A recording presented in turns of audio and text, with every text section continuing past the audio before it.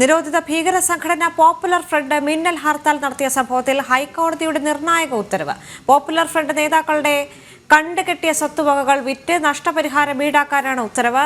6 ആഴ്ചയ്ക്കുള്ളിൽ നടപടികൾ പൂർത്തിയാക്കാൻ സർക്കാരിന് ഹൈക്കോടതി നിർദ്ദേശമുണ്ട്. രേഷ്മ ബാബു ചേരുന്നു വിവരങ്ങളുമായി. രേഷ്മ, ഹൈക്കോടതിയുടെ മറ്റ് നിർദ്ദേശങ്ങൾ എന്തൊക്കെയാണ്? വിവരങ്ങൾ.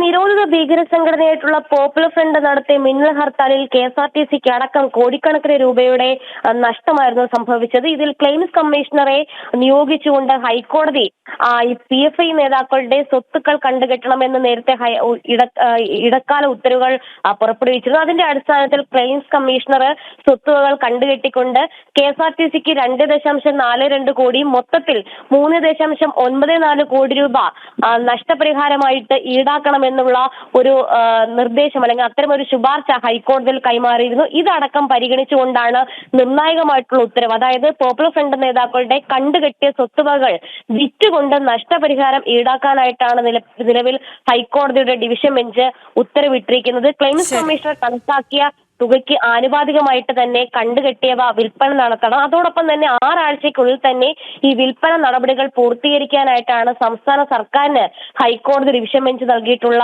നിർദ്ദേശം. 3.94 കോടി രൂപയുടെ സ്വത്തുവകളാണ് ഇത്തരത്തിൽ വിൽപ്പന നടത്തേണ്ടത്. ഭീകര സംഘടന പോപ്പുലർ ഫ്രണ്ട് മിന്നൽ ഹർത്താൽ നടത്തിയ സംഭവത്തിലാണ് ഹൈക്കോടതിയുടെ നിർണായക ഉത്തരവുണ്ടായിരിക്കുന്നത്. പോപ്പുലർ ഫ്രണ്ട് നേതാക്കളുടെ കണ്ടുകെട്ടിയ സ്വത്തുവകകൾ വിറ്റ് നഷ്ടപരിഹാരം ഈടാക്കാനാണ് ഹൈക്കോടതിയുടെ ഉത്തരവ്. രേഷ്മ ബാബു ആണ് വിവരങ്ങൾ നൽകിയത്.